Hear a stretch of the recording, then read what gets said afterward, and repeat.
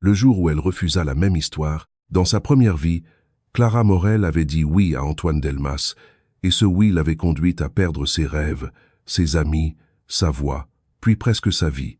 Il ne l'avait jamais frappée. Il avait fait pire. Il lui avait appris à douter d'elle-même jusqu'à ce qu'elle appelle amour ce qui n'était qu'une cage. Mais lorsqu'elle rouvrit les yeux 3 ans plus tôt, le jour même où Antoine devait lui avouer ses sentiments, Clara comprit que renaître ne servait pas seulement à éviter une tragédie. Cela servait à choisir enfin la personne qu'il avait toujours aimée sans jamais l'enchaîner. Résumé avant l'histoire, Clara Morel avait 25 ans lorsqu'elle mourut sous la pluie, seule, épuisée, le téléphone éteint et le cœur vidé par un homme qu'elle avait trop aimé. Antoine Delmas lui avait tout pris avec des sourires. Son projet, ses amis, sa confiance, et même Manon, sa meilleure amie, qu'elle avait repoussée parce qu'Antoine disait qu'une vraie relation ne devait pas laisser autant de place aux autres. Dans cette première vie, Clara avait cru qu'aimer signifiait comprendre, pardonner, attendre, se taire.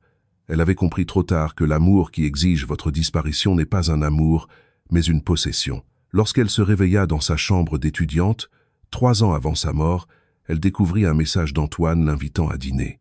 Le même dîner, la même déclaration, le même début de cauchemar. Cette fois, Clara ne voulait plus dire oui. La pluie frappait contre la vitre. Clara Morel ouvrit les yeux en suffoquant. Pendant une seconde, elle crut encore sentir l'asphalte froid sous sa joue, l'eau glisser dans ses cheveux, la lumière floue des phares, la douleur sourde dans son corps. Elle voulut crier, mais aucun son ne sortit. Sa main chercha le sol trempé. Le téléphone tombait quelque part près d'elle. Ce téléphone qu'elle n'avait pas réussi à rallumer après avoir découvert le dernier mensonge d'Antoine. Mais ses doigts ne rencontrèrent pas l'asphalte. Ils rencontrèrent un drap doux, froissé, qui sentait la lessive bon marché et le parfum léger qu'elle utilisait à l'université. Clara se redressa brusquement. La pièce tourna autour d'elle. Pas de rouet, pas de voiture, pas de sang sur ses mains. Elle était dans sa chambre. Pas son appartement parisien de la fin, celui aux murs trop blancs où Antoine avait laissé ses affaires comme des preuves de possession.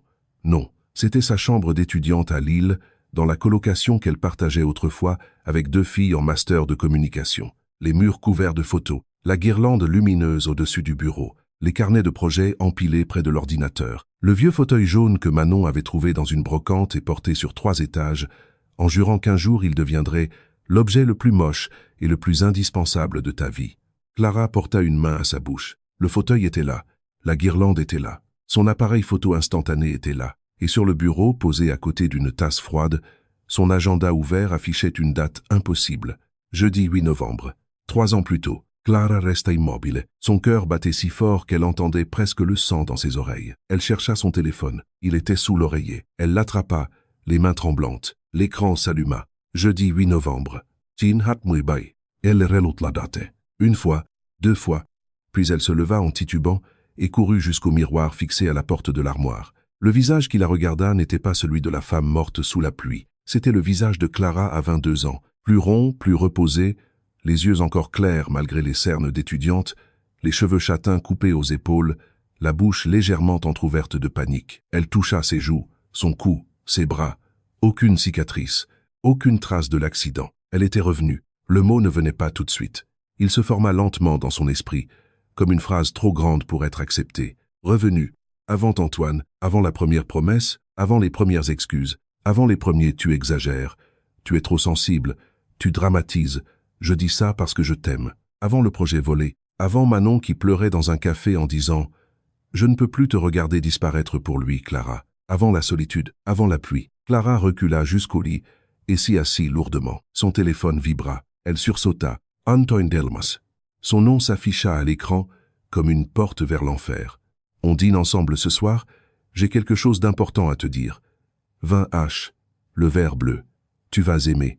Clara sentit son estomac se nouer. Le verre bleu. Elle connaissait ce dîner. Dans sa première vie, elle avait hésité 1 heure devant sa penderie avant de choisir une robe noire. Manon l'avait taquinée en disant qu'elle avait l'air d'aller signer un traité de paix ou tomber amoureuse. Clara avait ri. Puis elle était allée au restaurant. Antoine avait été parfait, trop parfait.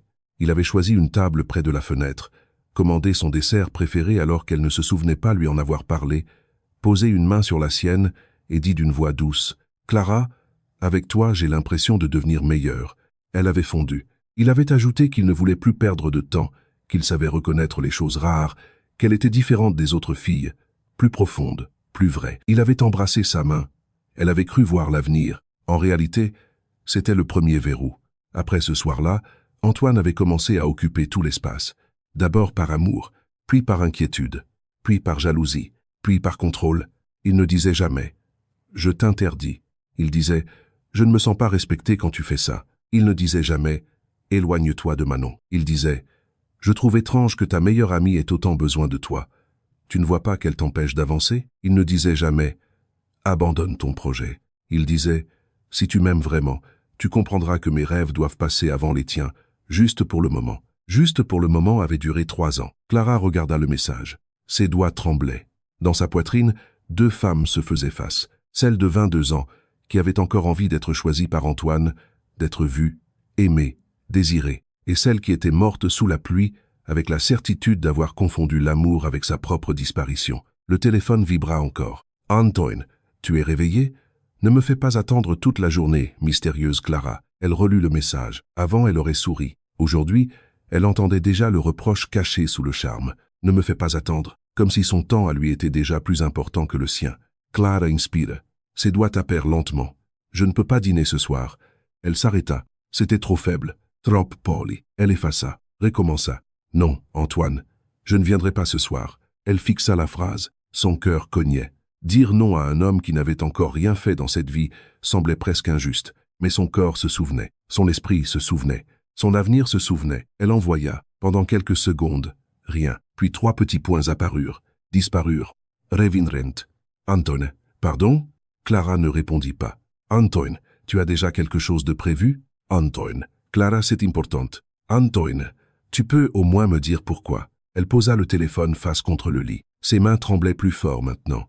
Ce n'était qu'un refus, un petit refus. Mais dans sa première vie, Clara avait cédé tant de fois que ce premier non ressemblait à une révolution physique, comme si son corps devait apprendre à survivre sans l'approbation de l'homme qui l'avait détruite. Elle se leva, ouvrit la fenêtre. L'air froid entra dans la chambre. La pluie de novembre mouillait les toits de l'île. Les passants avançaient sous leur parapluie. Une voiture éclaboussa le trottoir. Tout semblait banal. Le monde n'avait aucune idée qu'une femme venait de refuser la première phrase de sa tragédie. On frappa à la porte. Clara se figea. « Clara, t'es réveillée ?» Manon. La voix traversa la porte comme une lumière. Clara sentit ses yeux se remplir de larmes avant même de bouger. Manon Lefebvre. Dans sa première vie, Manon avait été la seule personne à voir Clara disparaître.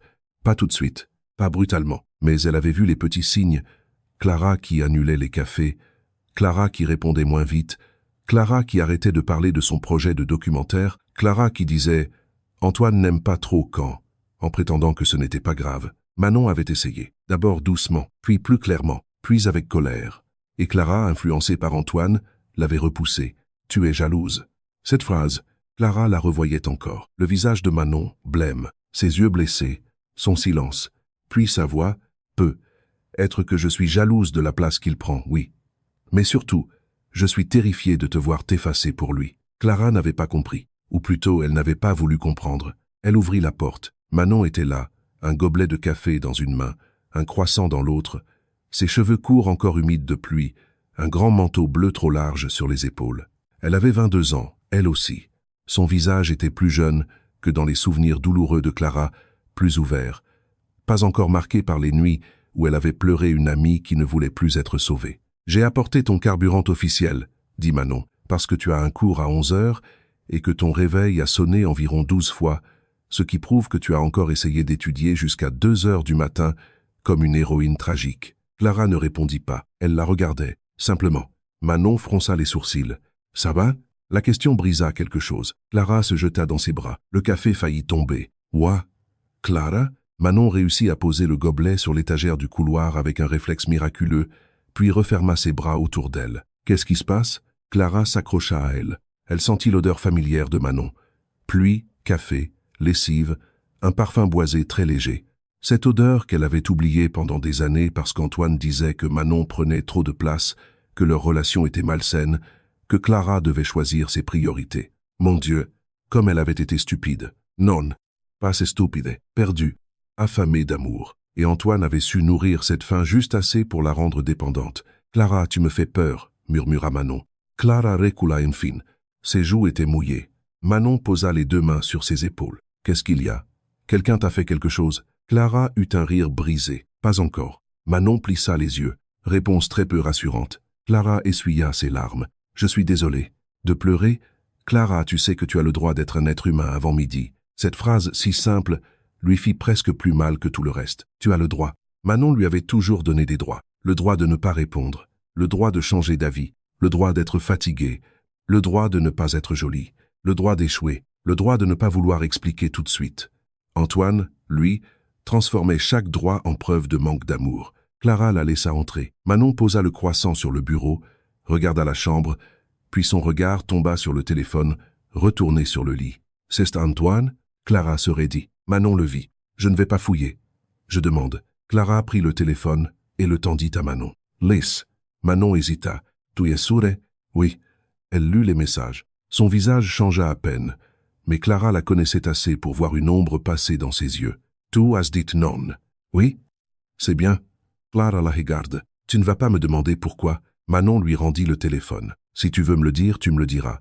Si tu ne veux pas, je peux juste te féliciter d'avoir refusé un dîner qui avait l'air beaucoup trop dramatique pour un jeudi. » Clara eut un petit rire au milieu des larmes. « Tu trouves? J'ai quelque chose d'important à te dire. Franchement, soit il va t'avouer un crime, soit il va faire une déclaration avec un éclairage travaillé. Dans les deux cas, méfiance. » Clara rit encore. Puis le rire se transforma en sanglots. Manon s'assit près d'elle sur le lit. « Clara, je ne veux pas y aller, » dit Clara d'une voix tremblante. « Je ne veux pas recommencer. » Manon ne comprit pas la phrase. Pas vraiment. Mais elle n'interrompit pas. « Je ne veux plus croire qu'aimer quelqu'un signifie lui donner le droit de décider ce que je ressens. Je ne veux plus m'excuser d'avoir des amis, un travail, des rêves, une voix. Je ne veux plus qu'on me dise que je suis trop sensible quand je suis blessée. » Manon resta immobile. Son visage perdit peu à peu son humour. Elle entendait quelque chose de grave. « Antoine t'a déjà fait du mal ?» Clara ferma les yeux. « Pas dans cette vie. » Silence. Manon ne bougea pas. Clara rouvrit les yeux et comprit ce qu'elle venait de dire. Elle aurait dû corriger. Inventer. Dire qu'elle parlait de manière poétique. Mais elle était fatiguée de mentir, même avant d'avoir commencé cette seconde vie. « Je sais que ça n'a aucun sens, » murmura-t-elle. Manon la regarda longtemps, puis dit simplement « Alors commence par ce qui en a. » Cette réponse coupa le souffle à Clara. Pas de moquerie, pas de panique, pas de « tu es folle ». Manon lui offrait une porte. Clara prit cette porte. « J'ai fait un cauchemar, » dit-elle. « Un cauchemar très long. Dans ce cauchemar, j'allais dîner avec Antoine ce soir. Il me disait qu'il m'aimait. Je disais oui. Et après, petit à petit, je disparaissais. » Manon baissa les yeux vers ses mains. Disparaître comment? Je ne voyais plus mes amis. Je travaillais sur ses projets. Je repoussais les miens. Je te faisais du mal. Je te disais que tu étais jalouse, que tu ne comprenais pas. Je croyais le protéger, mais en réalité, je le laissais m'isoler. La gorge de Manon se serra. Clara allait vite. Et à la fin? Demanda Manon doucement. Clara regarda la pluie. À la fin, il prenait mon projet. Il s'en servait pour réussir. Il se fiançait à quelqu'un d'autre. Et moi, je n'avais presque plus personne. Presque? Clara se tourna vers elle. Toi, même après tout, tu essayais encore. Manon détourna le regard. Ses yeux brillaient, mais elle ne pleura pas. Dans ton cauchemar, j'étais très patiente. Non, dit Clara. Tu étais blessée. Et tu avais raison. Le silence s'installa. Pas un silence vide. Un silence plein de tout ce que Clara ne pouvait pas encore dire. La mort, la renaissance, les regrets, les années volées, et cette vérité plus fragile encore que le reste. Manon l'avait aimée. Dans la première vie, Clara l'avait compris trop tard. Pas parce que Manon l'avait avoué clairement. Elle ne l'avait jamais fait. Elle avait trop de respect pour Clara, même brisée, pour transformer son propre amour en pression supplémentaire. Mais Clara avait fini par reconnaître les gestes, les absences douloureuses, les regards retenus, la manière dont Manon disait « Je veux juste que tu sois heureuse » avec une voix qui signifiait « Même si ce n'est pas avec moi ». Et Clara, dans cette première vie, avait été trop occupée à survivre à Antoine pour voir celle qu'il aimait sans cage. Son téléphone vibra encore. « Antoine, je peux passer te voir. Tu es bizarre. » Puis, si c'est à cause de Manon, on peut en parler. Manon lut le message par-dessus son épaule et se redressa. À cause de moi, Clara sentit une colère froide monter. Déjà, il commençait déjà, avant même la relation, avant même la déclaration. Manon était déjà un problème dans son récit. Clara prit son téléphone. Elle le tapa. Ne passe pas. Je ne veux pas te voir aujourd'hui. Et Manon n'a rien à voir avec ma décision. Elle envoya. Antoine répondit presque aussitôt. Tu es influençable quand tu es avec elle. Je dis ça pour toi. Clara sentit son corps se contracter. Dans sa première vie, elle aurait répondu « Ne t'inquiète pas, ce n'est pas ça ». Elle aurait rassuré, justifié, expliqué. Elle aurait déjà commencé à défendre Antoine contre sa propre intuition. Cette fois, elle écrivit « Tu ne dis pas ça pour moi. Tu dis ça parce que mon nom ne te convient pas ». Elle envoya, puis elle bloqua l'écran. Ses mains tremblaient, mais son regard était plus stable. Manon la fixait. « D'accord, dit-elle lentement.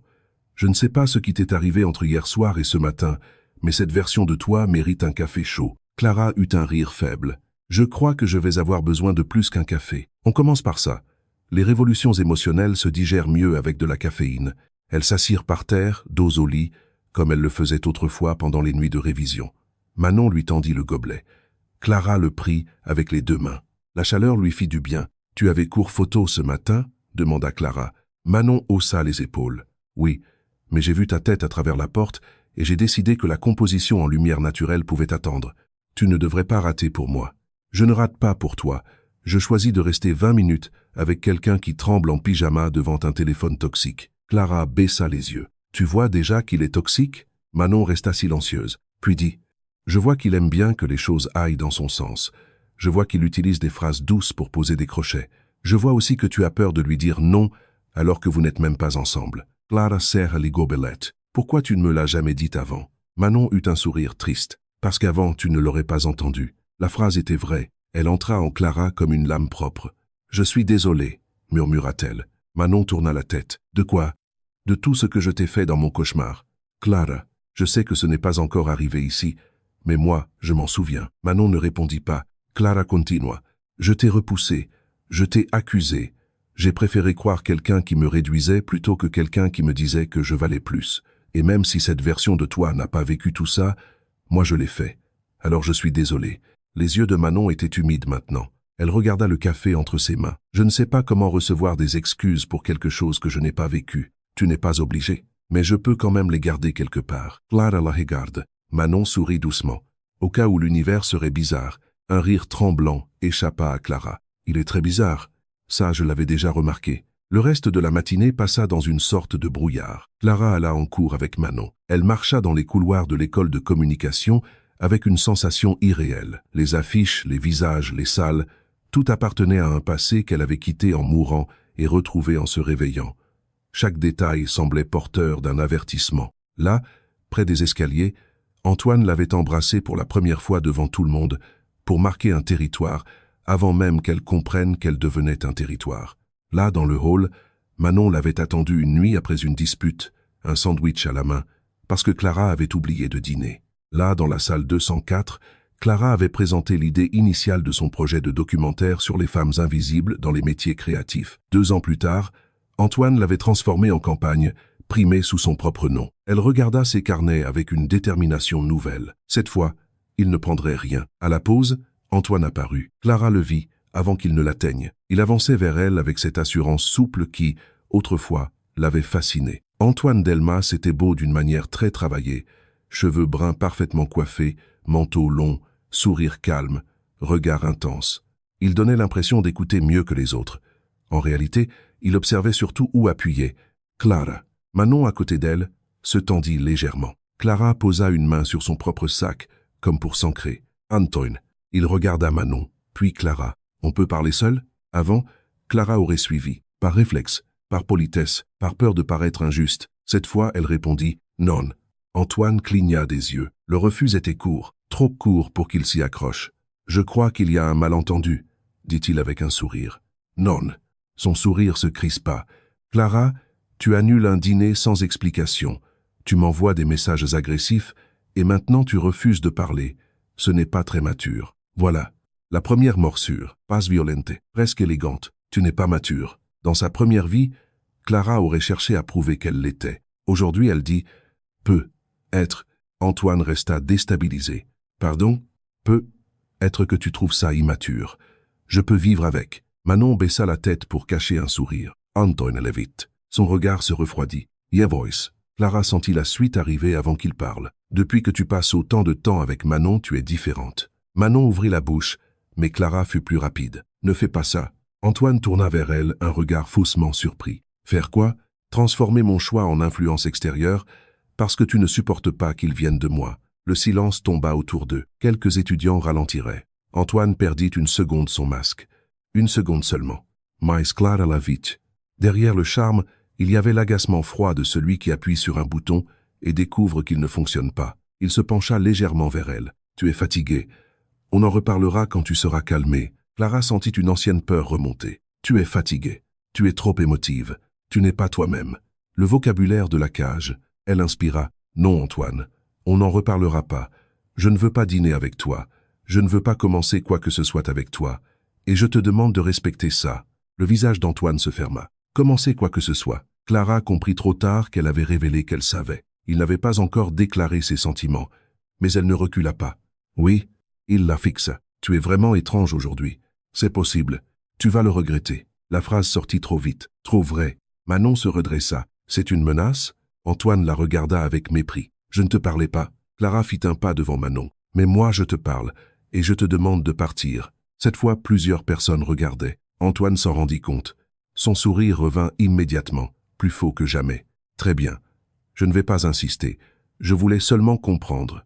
Il recula, puis ajouta, plus bas, juste assez pour que Clara entende. Tu n'es pas aussi forte que tu essaies d'en avoir l'air. Clara sentit son cœur se serrer. Avant, cette phrase l'aurait suivie toute la journée. Elle aurait douté. Suis-je trop dur? Suis-je injuste? Suis-je en train de perdre quelqu'un qui m'aime? Mais Manon était là, pas pour répondre à sa place. Juste là. Clara regarda Antoine s'éloigner. Puis elle murmura, « Peut-être pas encore, mais je le serai assez pour ne pas revenir. » Manon tourna vers elle un regard doux. Ça, c'était très fort. Clara eut un sourire tremblant. « Je tremble. Les gens forts tremblent aussi. Il reste debout quand même. » Clara la regarde. Dans sa première vie, Antoine lui avait donné des phrases qui la rendaient plus petite. Manon, elle, trouvait toujours les mots qui lui rendaient un peu d'espace. L'après-midi, Clara ne suivit presque pas ses cours. Son esprit revenait sans cesse à Antoine, à son regard froid, à cette phrase « Tu vas le regretter ». Elle savait qu'il ne lâcherait pas parce qu'il l'aimait déjà, mais parce qu'elle venait de lui refuser une victoire qu'il pensait acquise. Pour Antoine, Clara n'était pas encore une amoureuse. Elle était une possibilité de contrôle, et un homme comme lui supporte mal qu'une possibilité lui échappe. À 7 heures, Clara alla dans la salle de projet. Elle ouvrit son ordinateur, ses anciens dossiers, ses notes. Son projet de documentaire était là, à l'état embryonnaire. Portraits de femmes dans les métiers créatifs, invisibles derrière les campagnes, les images, les succès masculins. Dans sa première vie, Antoine avait trouvé le concept brillant mais trop brut. Il avait proposé de l'aider à le rendre plus vendable. Peu à peu, son nom lui avait glissé dans le dossier, puis devant, puis seul. Cette fois, Clara créa un dossier horodaté. Elle envoya une version de l'idée à sa propre adresse, à un professeur de confiance et à Manon. Manon, assise en face d'elle, leva les yeux. « Tu viens de m'envoyer un document appelé « Preuve projet initial ». Oui. Ambiance joyeuse. Clara sourit faiblement. « Je deviens prudente. J'aime bien prudente. Prudente me plaît plus que détruite. » Le mot fit silence. Manon sembla regretter de l'avoir prononcé. Clara, elle, le reçut comme une vérité. Moi aussi. Elles travaillèrent côte à côte jusqu'au soir. Pas beaucoup de paroles, mais une paix étrange. De temps en temps, Clara levait les yeux vers Manon.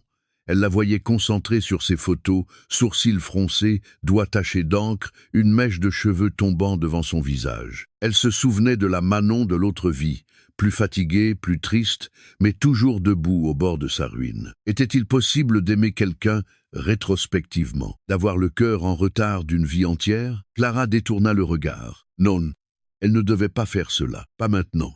Elle venait de fuir un amour toxique.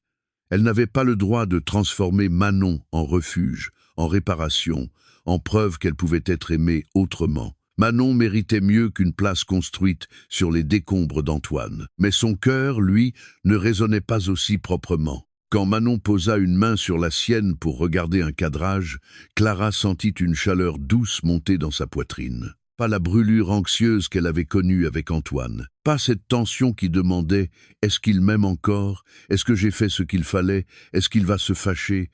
Avec Manon, c'était différent. Calmé, terrifiant de calme. À 20 heures, son téléphone vibra. Antoine. Je t'ai laissé de l'espace toute la journée. Maintenant, il faut qu'on parle.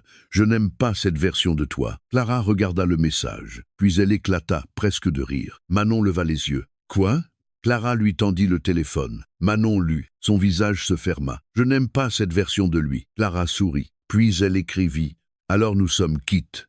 Moi, je commence enfin à aimer cette version de moi. » Elle envoya. Antoine ne répondit pas tout de suite. Mais Clara savait que le silence n'était pas une fin. C'était seulement la première retraite d'un homme qui préparait déjà une autre manière d'entrer. En sortant de l'école, la pluie tombait encore. Manon ouvrit son parapluie. « Tu viens ?» Clara regarda le ciel sombre. Dans sa première vie, cette nuit l'aurait menée au vert bleu, à la table près de la fenêtre, à la déclaration d'Antoine, à son premier oui. Cette fois, elle se tenait sous la pluie avec Manon, devant l'école, le téléphone silencieux dans sa poche et le cœur battant d'une peur nouvelle. La peur de vivre autrement. Elle passa sous le parapluie. Leurs épaules se touchèrent. Manon ne bougea pas trop près, ne prit pas plus de place que celle qu'on lui donnait. Clara sentit les larmes revenir. « Manon. »« Oui. Si un jour je recommence à m'effacer pour quelqu'un, dis-le-moi. » Manon ralentit. « Je te le dirai. Même si je ne veux pas entendre, alors je le dirai plus fort. » Clara sourit à travers ses larmes. Elles marchèrent en silence quelques mètres. Puis Manon demanda « Tu vas vraiment bien ?» Clara regarda la rue mouillée, les lumières floues, les reflets dans les flaques. Elle pensa à l'autre vie, à la mort, à Antoine, à la chance impossible qu'elle venait de recevoir. Puis elle prit la main de Manon, pas comme une déclaration, pas encore, comme une encre. « Non, » dit-elle honnêtement. « Mais cette fois, je ne veux plus retourner vers ce qui m'a détruite. » Manon serra doucement ses doigts. « Alors on marche ailleurs. » Clara tourna la tête vers elle. « On ?» Manon eut un sourire timide, presque triste. « Si tu veux. » Clara regarda leurs mains liées sous le parapluie. Dans sa première vie, elle avait cru que l'amour était une voix intense, une table élégante, une promesse qui coupe le souffle. Ce soir-là, sous la pluie, elle découvrit peu être autre chose. Un amour pouvait aussi ressembler à une main qui ne retient pas, mais qui reste ouverte. Une présence qui ne demande pas de disparaître, un ailleurs possible. Et pour Clara Morel, qui venait de renaître au bord de son ancienne catastrophe, c'était déjà assez pour continuer à vivre. La meilleure amie qu'elle n'avait jamais vraiment vue. Le lendemain matin, Clara se réveilla avant son réveil. Pendant quelques secondes, elle ne bougea pas. La chambre était silencieuse. La pluie de la veille avait cessé, laissant sur la vitre des traces d'eau qui brillaient sous une lumière grise. Dans le couloir, quelqu'un marchait pieds nus. Une porte claqua doucement. Le vieux radiateur toussa 2 fois, puis reprit son souffle métallique. Clara fixa le plafond. Elle était encore là, dans cette chambre, dans cette vie, pas dans la rue mouillée, où tout s'était terminé. Pas dans l'appartement blanc, où Antoine l'avait laissée seule, avec des cartons à moitié faits et des excuses devenues inutiles. Elle porta une main à sa poitrine. Son cœur battait. Vivant. Libre peut être pas encore, mais vivant. Son téléphone était posé sur le bureau, écran tourné vers le bas. Elle le regarda comme on regarde un animal dont on ne sait pas s'il dort ou s'il attend pour mordre. La veille, après être rentrée avec Manon, elle avait reçu 7 messages d'Antoine. Elle n'en avait lu que les premiers. « Clara, tu dramatises. Je ne comprends pas ce qui t'arrive. Je voulais juste te parler. Tu me punis pour quelque chose que je n'ai même pas fait. » Puis, elle avait éteint son téléphone. Dans sa première vie, cette simple action lui aurait été impossible. Éteindre, ne pas répondre. Laisser Antoine dans son silence. Elle se souvenait trop bien de ces nuits où elle gardait son téléphone dans la main jusqu'à 2 heures du matin, attendant que son nom apparaisse enfin après une dispute. Il avait cette manière de disparaître qui n'était jamais vraiment une absence. C'était une punition élégante, une façon de lui apprendre que sa paix dépendait de son retour à lui. Et chaque fois, Clara finissait par écrire la première. « Je suis désolée ». Même quand elle ne savait plus de quoi, cette fois, elle n'avait pas écrit. Elle s'assit, prit une inspiration, puis retourna le téléphone. 12 notifications. Antoine, bien sûr, mais aussi Manon. « Je suis rentrée. Je t'écris juste pour te dire que tu n'as pas à répondre à qui que ce soit ce soir. Même pas à moi. Dors. » Puis, envoyé 1 heure plus tard. « Et bois de l'eau demain matin. Les révolutions émotionnelles déshydratent. » Clara sourit. Un sourire tremblant, mais réel. Elle ouvrit ensuite les messages d'Antoine. « Tu fais ça pour attirer mon attention ? Très bien. Si tu as besoin de jouer à ça, je te laisse. J'espère juste que tu ne regretteras pas d'avoir repoussé quelqu'un qui tient vraiment à toi. Bonne nuit, Clara, même si tu ne le mérites pas vraiment ce soir. » Cette dernière phrase lui donna froid, même si tu ne le mérites pas vraiment. Dans sa première vie, elle aurait relu cette phrase 20 fois en cherchant à comprendre comment elle avait pu devenir la mauvaise personne. Elle aurait pensé « il est blessé ». Il ne le pense pas. Elle aurait répondu avec douceur pour apaiser. Mais maintenant, elle voyait, l'amour d'Antoine était toujours conditionnel. Même sa tendresse avait des factures cachées. Clara posa le téléphone. Puis elle prit un carnet neuf dans le tiroir de son bureau. Sur la première page, elle écrivit « Ce que je ne négocie plus ». Elle resta un moment immobile. La phrase lui semblait immense, comme si elle appartenait à une femme plus solide qu'elle. Mais peut être qu'on ne devient pas solide avant d'écrire ses limites. Peut être qu'on les écrit tremblantes et que la solidité vient après. Elle nota « Je ne réponds pas sous pression. Je ne m'excuse pas d'avoir dit non. Je ne coupe pas Manon de ma vie pour rassurer quelqu'un. Je ne donne plus mes idées sans preuve. Je ne confonds plus intensité et amour. » Elle relut. Ses yeux piquèrent. Puis elle ajouta « Je ne retourne pas vers ce qui m'a détruite. » On frappa doucement à sa porte. « Clara !» Manon. Clara ferma le carnet, puis alla ouvrir. Manon était là, les cheveux encore mouillés, 2 cafés dans un porte-gobelet et un sac en papier entre les dents. Elle réussit à dire, à moitié étouffée, « Petit déjeuner de crise, 2e édition. » Clara prit le sac en riant. « Tu vas finir par faire faillite en viennoiserie. Je considère cela comme un investissement dans la stabilité de mon environnement social. » Tu parles comme une brochure de développement personnel. Merci, c'était l'objectif. Manon entra, posa les cafés sur le bureau, puis regarda Clara avec attention. Pas l'attention lourde de quelqu'un qui veut tout savoir. Plutôt celle d'une amie qui vérifie la météo intérieure sans ouvrir les fenêtres de force. Tu as dormi? Un peu. Tu as pleuré? Un peu aussi. Tu as répondu à Antoine? Non. Manon s'arrêta. Puis elle leva son gobelet comme pour porter un toast. À la croissance personnelle. Clara eut un rire plus doux. Elles s'assirent par terre, comme la veille. Le croissant était encore chaud.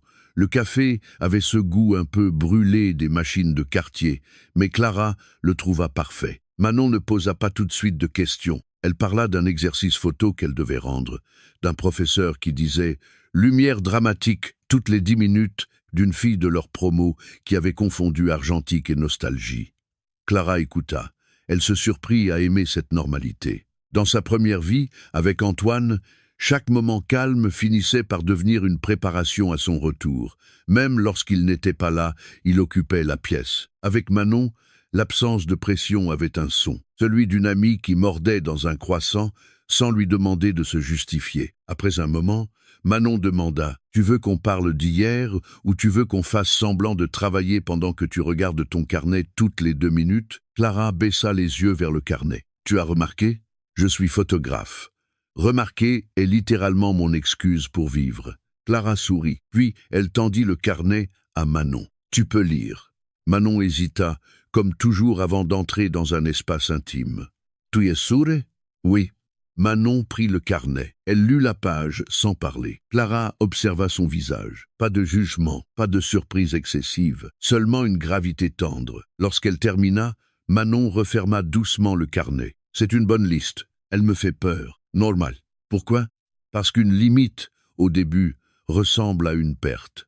Tu as l'impression de perdre quelqu'un, une possibilité, une ancienne version de toi. Après seulement, tu comprends que tu récupères de l'espace. » Clara la regarde. « Tu parles comme si tu avais déjà dû apprendre ça. » Manon eut un sourire bref. « Tout le monde apprend ça. Certains plutôt que d'autres. » « Et toi ?» Manon baissa les yeux vers son café. « Moi j'ai appris qu'aimer quelqu'un ne donne pas le droit de rester quand cette personne ne te voit plus. » Le silence tomba. Clara sentit sa gorge se nouer. Elle savait, ou plutôt, elle avait toujours su sans oser regarder. Manon ne parlait pas seulement d'une vieille histoire inconnue. Elle parlait peu être déjà d'elle, de ce qu'elle avait vécu dans la première vie, même si cette Manon-ci n'en avait pas encore le souvenir. Clara murmura « Manon ». Manon releva vite la tête, souriant à nouveau, comme si elle avait laissé échapper une phrase qu'elle voulait ranger. « Ne prends pas cet air, je vais bien, c'est une phrase très suspecte. Je l'ai apprise auprès des meilleurs. » Clara eut un rire triste, puis elle dit Je ne veux plus te faire disparaître de ma vie. » Le sourire de Manon s'effaça. « Tu ne l'as pas fait. Passe ici. » Manon comprit qu'elle parlait encore du cauchemar. Elle ne demanda pas de détails. Elle posa seulement une main sur le carnet. « Alors ne le fais pas ici. » Clara hocha la tête. « Je vais essayer. » « Non. » Clara cligna des yeux. Manon dit doucement. « Pas essayer. Décider. Essayer, c'est ce qu'on dit quand on se prépare déjà une excuse. Décider, c'est plus effrayant, mais plus honnête. » Clara sentit une chaleur monter dans sa poitrine. Antoine avait souvent parlé de décision. Mais ces décisions à lui étaient toujours des routes qu'elle devait emprunter pour lui prouver quelque chose. Manon, elle, ne lui disait pas quoi décider. Elle lui rappelait seulement qu'elle en avait le droit. À 11 heures, Clara alla en cours. Elle garda son téléphone en mode silencieux. À chaque vibration, son corps réagissait avant son esprit. Ses doigts voulaient vérifier. Sa gorge se serrait.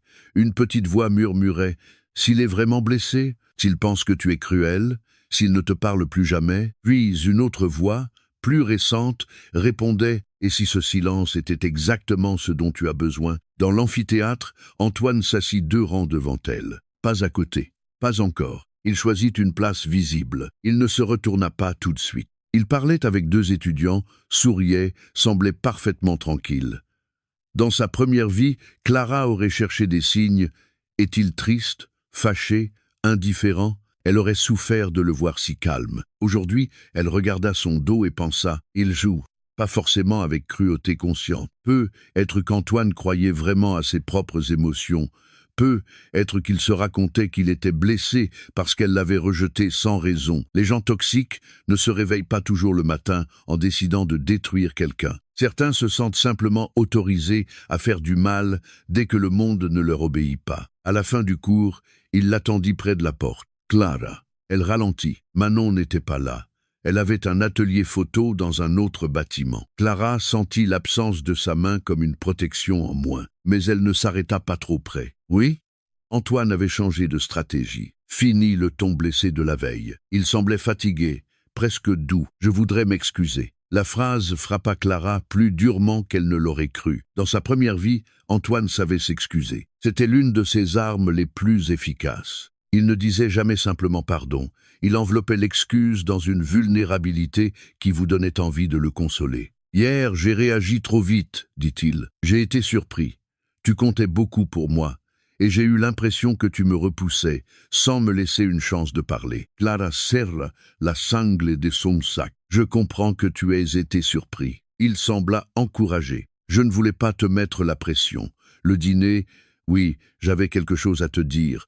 Peut être que j'avais imaginé la soirée d'une manière un peu trop précise. Et quand tu as dit non, j'ai eu peur d'être ridicule. » Peur.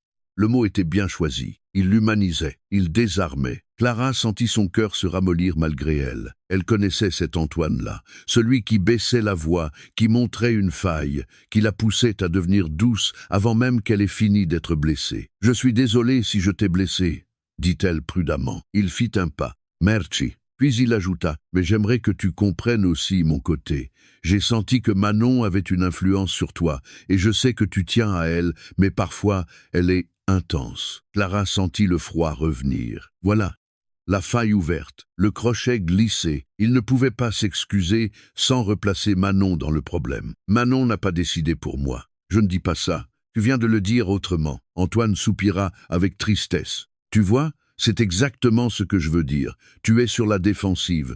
Ce n'est pas toi, Clara. » Dans sa poitrine, quelque chose se contracta. Ce n'est pas toi. Dans l'ancienne vie, cette phrase était devenue une laisse. Chaque fois qu'elle posait une limite, il disait qu'elle n'était plus elle-même. Chaque fois qu'elle protestait, il disait qu'elle devenait dure. Chaque fois qu'elle défendait Manon, il disait qu'elle était influencée. Clara inspira. « Et si c'était moi ?» Antoine fronça les sourcils. « Quoi ?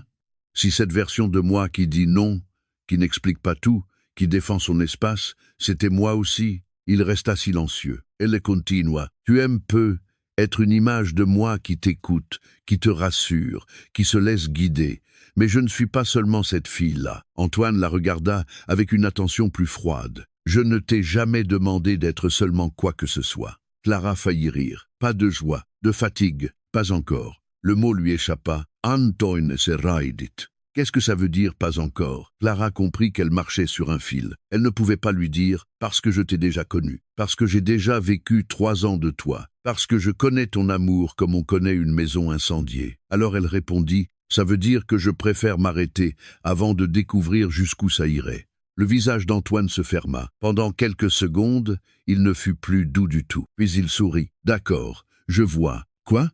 Tu as décidé de me juger sans me connaître. » La culpabilité revint, violente, presque physique. Clara sentit une seconde de vertige. Et si c'était vrai, dans cette vie, Antoine n'avait pas encore commis les pires choses. Il n'avait pas encore volé son projet. Il n'avait pas encore détruit ses liens. Il n'avait pas encore prononcé la moitié des phrases qui l'avaient blessé. Avait-elle le droit de le condamner pour une vie que lui ne se souvenait pas d'avoir vécue? Cette pensée la fit vaciller. Antoine l'évite. Il adoucit aussitôt sa voix. « Clara, je ne suis pas ton ennemi. » Elle ferma les yeux. Dans sa première vie, combien de fois avait-il dit cela? « Je ne suis pas ton ennemi. » Et chaque fois, elle avait oublié que quelqu'un peut devenir une prison sans se présenter comme un gardien. Elle rouvrit les yeux. « Je ne dis pas que tu es mon ennemi. Je dis que je ne veux pas être avec toi. » Le silence tomba. Cette fois, il n'y avait plus d'ambiguïté. Antoine la fixa. « Tu les regretteras. » Encore. La phrase était revenue, plus basse, plus nue. Clara ne répondit pas. Elle est partie. Mais cette fois, lorsqu'elle tourna le dos, ses jambes tremblaient tellement qu'elle dut s'appuyer contre le mur du couloir dès qu'il ne pouvait plus la voir. Elle respira difficilement. La culpabilité n'était pas partie. Elle la suivait comme une ombre. Elle sortit son téléphone et appela Manon. Manon répondit à la deuxième sonnerie. « Oui? Tu es où? Studio photo. Qu'est-ce qui se passe? » Clara essaya de parler, sa voix se brisa. « Je crois que je suis en train de devenir injuste. » 10 minutes plus tard, Manon la rejoignit dans la petite cour intérieure de l'école.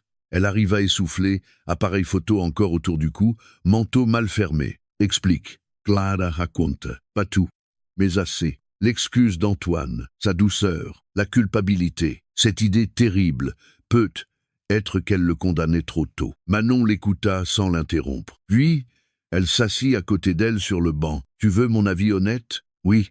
Tu n'es pas obligé de sortir avec quelqu'un pour lui donner la chance de prouver qu'il ne va pas te détruire. » Clara resta immobile. Manon continua. « Tu n'es pas un tribunal.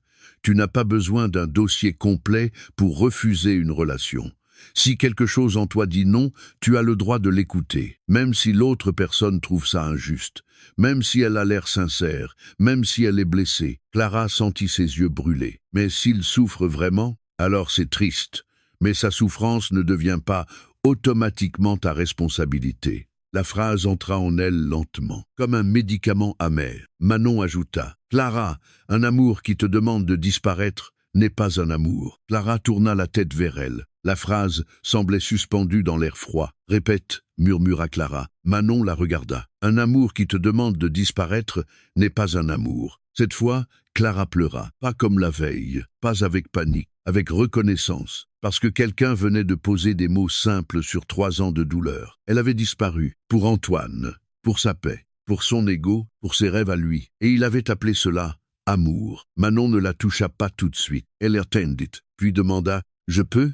Clara hocha la tête. Alors Manon passa un bras autour de ses épaules, pas pour l'enfermer, juste pour la tenir pendant qu'elle se retrouvait. Clara posa sa tête contre elle. « Je ne veux pas faire de toi mon refuge contre lui, » murmura-t-elle. Manon se figea légèrement. Clara sentit son corps réagir. Elle continua vite. « Je veux dire, tu es toujours là, et j'ai peur de m'accrocher à toi parce que je fuis Antoine, pas parce que je te vois vraiment. » Manon resta silencieuse, puis elle dit doucement « C'est une peur saine. » Clara releva la tête. « Tu trouves? » ?»« Oui, ça veut dire que tu essaies de ne pas me transformer en pansement. » La phrase était légère, mais il y avait de l'émotion dessous. « Tu mérites mieux qu'être un pansement, » dit Clara. Manon sourit faiblement. « Tout le monde mérite mieux. » « Mais merci. » Leurs regards se croisèrent. Un instant trop long. Clara sentit cette chaleur douce de la veille revenir. Elle voulut détourner les yeux, mais Manon le fit avant elle. « On devrait retourner travailler, » dit-elle. « Oui. » Aucune des deux ne bougea. Puis Manon se leva la première. « En fait,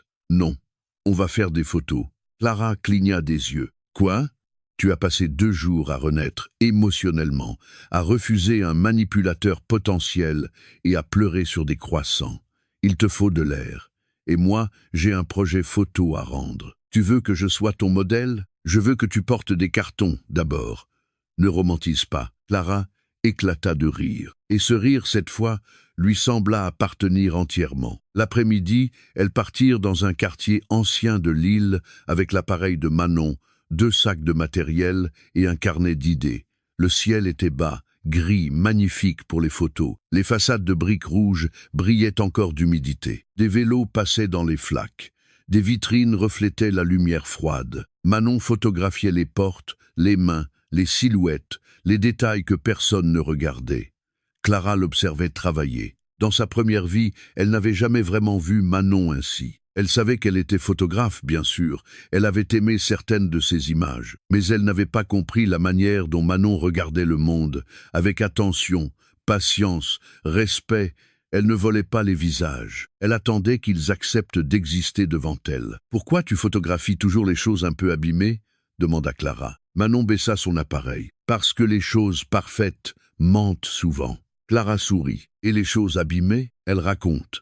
Pas toujours joliment, mais honnêtement. » Clara resta silencieuse. Manon leva l'appareil vers elle. « Ne bouge pas. Je suis abîmée, donc intéressante. » Manon la regarda par-dessus l'objectif. « Tu es vivante. C'est mieux. » Clara cessa de sourire. Le clic de l'appareil captura ce moment. Pas une pause, une vérité fragile. Elles travaillèrent jusqu'au coucher du jour. Clara oublia presque Antoine.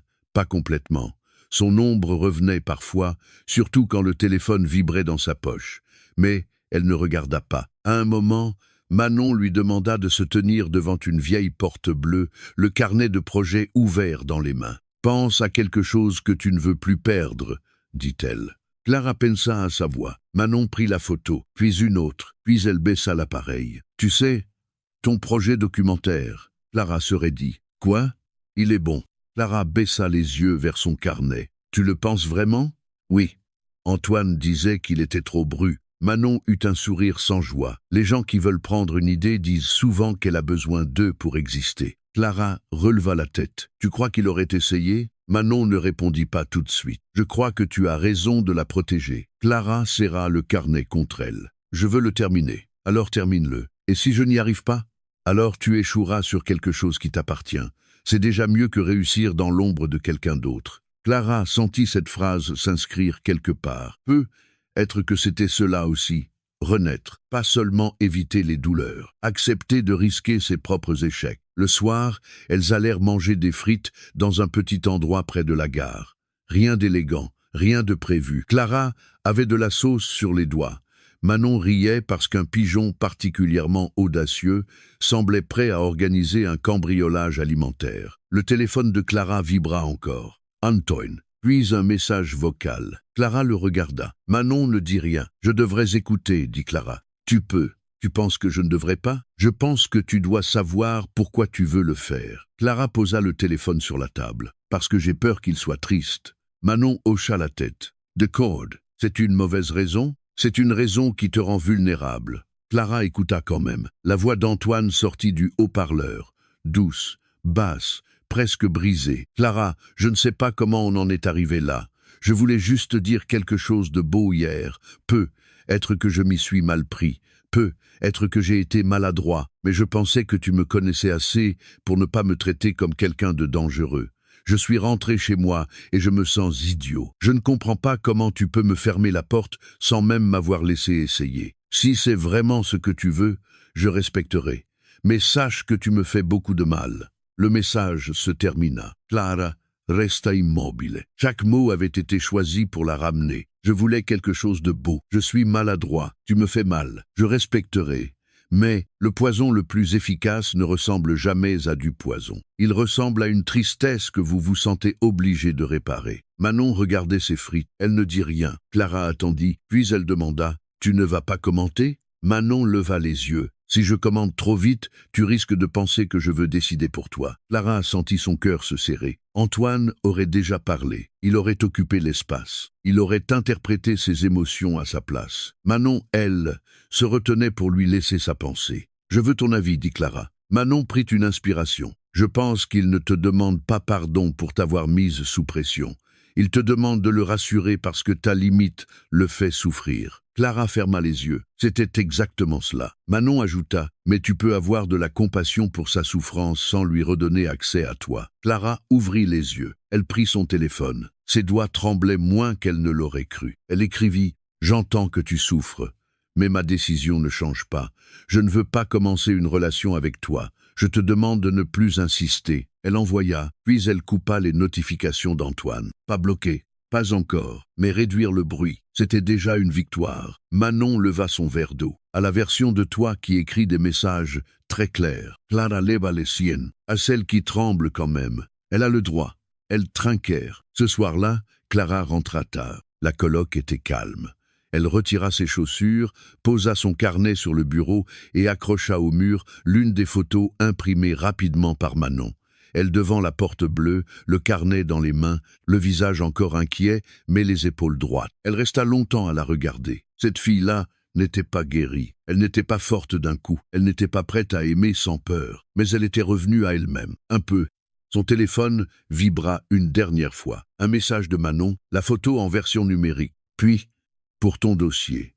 Et pour te rappeler que tu existes très bien sans disparaître dans l'histoire de quelqu'un d'autre. Clara sentit ses yeux se remplir de larmes. Elle répondit « Merci d'être resté aujourd'hui ». Manon répondit presque aussitôt « Je ne suis pas resté pour te sauver. Je suis resté parce que j'avais envie d'être là ». Clara relut la phrase plusieurs fois « Je ne suis pas resté pour te sauver. J'avais envie d'être là ». Il y avait là toute la différence entre une cage et une présence. Antoine voulait être nécessaire. Manon acceptait simplement d'être présente. Clara posa le téléphone contre son cœur. Puis elle ouvrit son carnet à la page des limites. Sous la liste, elle ajouta « Je ne veux pas être sauvée au prix de ma liberté. Je veux être aimée dans un espace où je peux rester entière. » Elle s'arrêta, sa main hésita. Puis elle écrivit « Plus petit et peu, être que Manon a toujours été cet espace. » Elle referma le carnet aussitôt, comme si la phrase pouvait s'échapper et changer l'air de la chambre. Son cœur battait vite. Elle n'était pas prête. Elle le savait. Manon méritait d'être choisie dans la clarté, pas dans la panique. Elle méritait mieux qu'un amour né seulement de la fuite. Clara devait reconstruire sa voix, son projet, son indépendance. Elle devait apprendre à ne plus chercher un refuge avant d'avoir retrouvé ses propres jambes. Mais pour la première fois, penser à l'amour ne lui donna pas envie de disparaître. Cela lui donna envie de devenir plus honnête. Au même moment, dans une autre partie de la ville, Antoine Delmas regardait son téléphone silencieux. Clara ne répondait plus. Clara ne venait plus. Clara ne se justifiait plus assez. Et surtout, Clara était avec Manon. Son visage se ferma. Il posa son téléphone sur la table, ouvrit son ordinateur, puis chercha le nom du projet de Clara dans les fichiers partagés de l'école. Femmes invisibles, dossier initial. Il sourit lentement. Si Clara voulait lui fermer une porte, il trouverait une fenêtre. Mais cette fois, Clara Morel n'était plus la jeune femme qui laissait ses rêves sans serrure. Et Manon Lefebvre n'était plus l'amie silencieuse qu'on pouvait effacer sans résistance. Le lendemain, Clara choisirait d'aller avec Manon photographier les premiers portraits de son nouveau projet. Elle ne le savait pas encore, mais ce choix simple, prendre un train, porter un appareil, écouter des femmes raconter leur travail, allait devenir le premier vrai pas vers une vie où Antoine ne serait plus le centre du récit. Ce soir-là, cependant, elle ne connaissait que cette vérité fragile. Elle avait dit non, elle avait survécu à la culpabilité. Et lorsqu'elle avait eu peur de s'effondrer, Manon ne l'avait pas poussée, pas tirée, pas sauvée de force. Elle avait seulement marché à côté d'elle. Pour Clara, qui avait passé une vie entière à confondre l'amour avec une main qui serre trop fort, cette douceur-là était presque révolutionnaire. Celle qui ne voulait plus être sauvée, pendant les semaines qui suivirent, Clara Morel apprit une chose plus difficile que dire non à Antoine. Elle apprit à ne pas remplacer une dépendance par une autre. Au début, elle crut que s'éloigner de lui suffisait.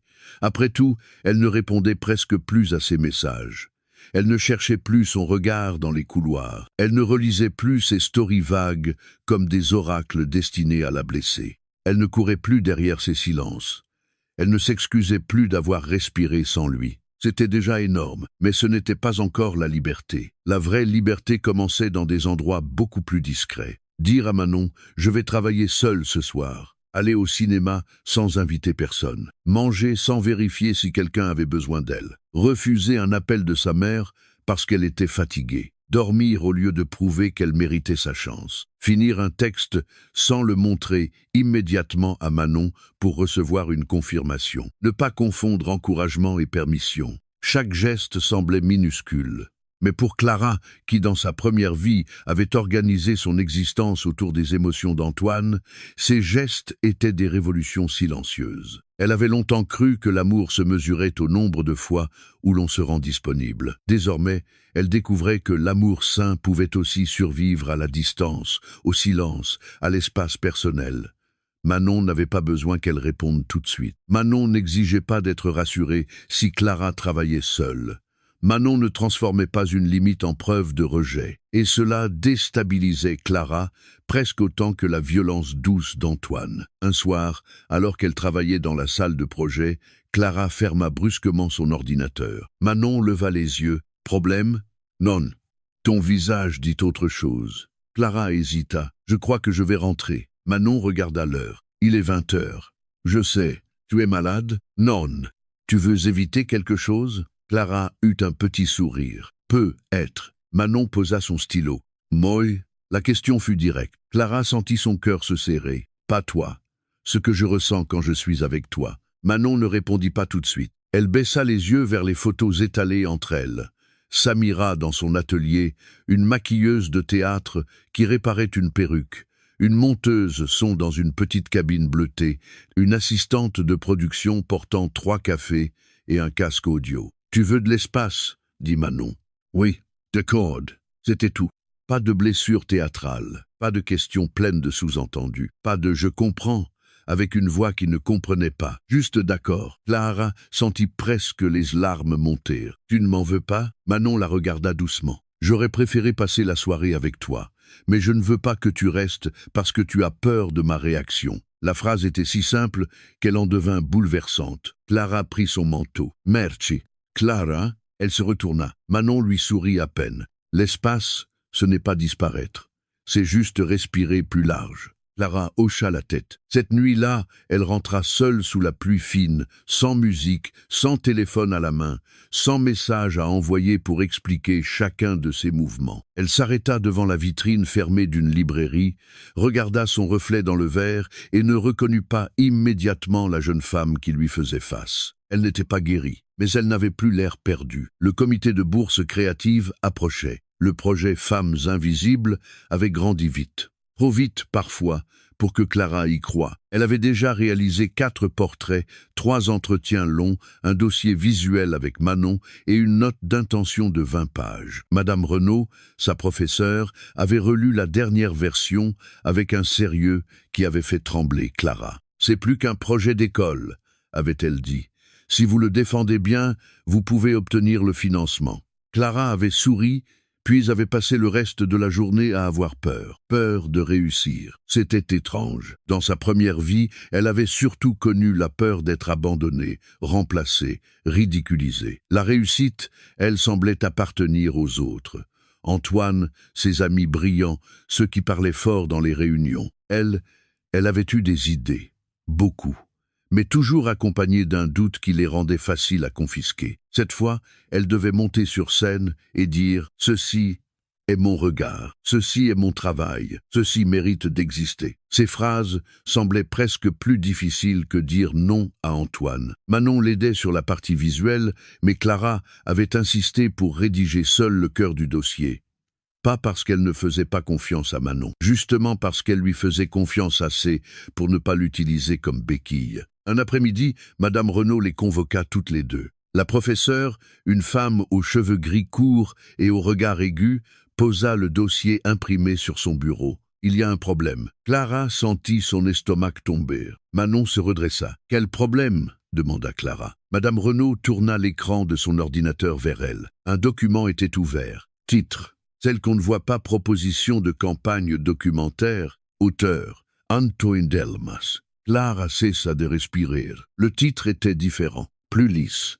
plus vendeur. Mais l'idée était là, les femmes invisibles derrière l'industrie créative, les métiers de l'ombre, les portraits croisés, la valorisation des travailleuses non reconnues. Même certaines formulations ressemblaient étrangement aux notes initiales de Clara. Manon jura à voix basse. Clara, elle, resta immobile. Dans sa première vie, ce moment l'avait détruite parce qu'il était arrivé trop tard. Antoine avait déjà restructuré le projet, convaincu les bonnes personnes, rendu son nom incontournable. Lorsqu'elle avait tenté de dire que l'idée venait d'elle, il avait souri tristement devant les autres. Clara m'a inspiré, bien sûr, mais une intuition n'est pas un projet. Cette phrase l'avait suivi pendant des mois. Une intuition n'est pas un projet. Aujourd'hui, face à l'écran, Clara sentit la même douleur revenir. Mais cette fois, elle n'était pas seule. Et surtout, elle n'était pas sans preuve. Madame Renaud la regarda. « Clara, je veux que vous respiriez, puis je veux que vous me disiez ce que vous avez. » Clara inspira lentement. Ses mains tremblaient, mais sa voix tint. « J'ai les versions horodatées du dossier. Les mails envoyés à moi-même, à vous et à Manon. Les autorisations d'entretien, les premières retranscriptions, les photos de Manon datées et un plan de présentation antérieur aux documents d'Antoine. » Madame Renaud hocha la tête. « Très bien. » Manon posa une main sur le bord de la chaise, comme pour ne pas attraper immédiatement l'ordinateur et le jeter par la fenêtre. « Comment il a eu accès au dossier ?» demanda-t-elle. Clara ferma les yeux. « Les fichiers partagés de l'école. J'avais mis une version de travail dans un espace de groupe pour obtenir des retours. J'ai restreint l'accès après, mais peut être trop tard. » Madame Renaud soupira. « Antoine a demandé à présenter son projet au même comité de bourse que vous. Il prétend travailler dessus depuis plusieurs semaines. » Manon dit froidement. « C'est du vol. »« Peut être, » répondit Madame Renaud, « mais ce mot doit être porté avec des preuves, pas avec de la colère. » Clara ouvrit les yeux. Elle pensa à l'autre vie, à la colère qui était arrivée trop tard, à ses preuves dispersées, à Antoine qui avait raconté l'histoire avant elle. « Je ne veux pas crier, » dit-elle. « Je veux montrer. » Madame Renaud la regarda avec une approbation discrète. « Alors nous allons préparer votre présentation de façon intelligente. » Les jours suivants furent parmi les plus éprouvants de la seconde vie de Clara. Antoine ne l'affronta pas directement. Il n'en avait pas besoin. Il agissait avec cette élégance calculée qu'elle connaissait trop bien. Quelques sourires dans les couloirs, des conversations interrompues quand elle arrivait, des phrases lancées assez fort pour être entendues. « Je travaille sur une campagne documentaire depuis quelque temps. J'ai toujours été sensible aux métiers invisibles. Certaines personnes confondent inspiration commune et propriété. » Chaque phrase était une petite pierre posée sur le chemin de son mensonge. Clara apprit à ne pas trébucher sur chacune. Manon, en revanche, avait plus de mal. Un soir, alors qu'elle classait les preuves, Manon lança son stylo sur la table. « Je vais lui parler. » Clara leva la tête. « Non, Clara, il est en train de recommencer ce que tu m'as raconté. Je sais. Alors pourquoi tu restes calme ? Parce que si je ne le suis pas, il utilisera ma colère comme preuve que je suis instable. » Manon sait toute. La phrase était vraie et injuste. Clara continua. « Je veux gagner sur le projet, pas sur une dispute dans un couloir. Et moi, je suis censé rester là, regarder ?» Clara adoucit sa voix. « Non. Toi, tu vas m'aider à rendre le dossier si solide qu'il ne pourra plus le toucher. » Manon passa les mains sur son visage. « Je déteste les gens comme lui. Moi aussi. » « Non, tu ne détestes pas assez. Tu es encore trop juste. » Clara eut un sourire triste. « Est-ce que je suis juste parce que je l'ai trop aimé ?» Manon se figea. Clara regretta presque la phrase. Puis Manon dit doucement. « Ça te fait encore mal ?» Clara réfléchit. « Oui, mais plus de la même façon. » « Comment ? Avant, la douleur me tirait vers lui. Maintenant, elle me rappelle pourquoi je pars. » Manon baissa les yeux. « C'est bien.